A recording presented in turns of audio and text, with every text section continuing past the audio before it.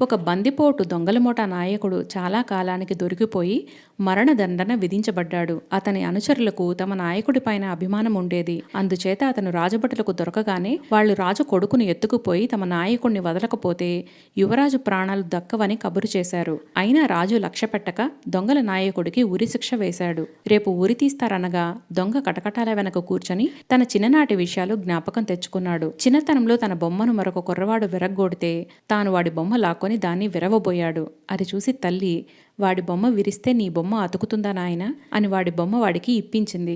తన తల్లి చిన్నతనంలోనే పోకపోతే తన జీవితం ఇంకో విధంగా ఉండేది కదా అని వాడు అనుకుంటుండగా మేలి ముసుగు కప్పుకొని యువరాజు భార్య కటకటాల వద్దకు వచ్చి, అన్నా, నాకు పతిభిక్ష పెట్టు అని ఏడ్చింది. దొంగ ఒక క్షణం ఆలోచించి, అమ్మా, నీ భర్త ప్రాణాలకు ఏమీ ప్రమాదం లేదు, నువ్వు వెళ్ళు అన్నాడు. తెల్లవారే లోపల యువరాజు క్షేమంగా తిరిగి వచ్చాడు. మర్నాడు దొంగకు ఉరిశిక్ష రద్దయింది.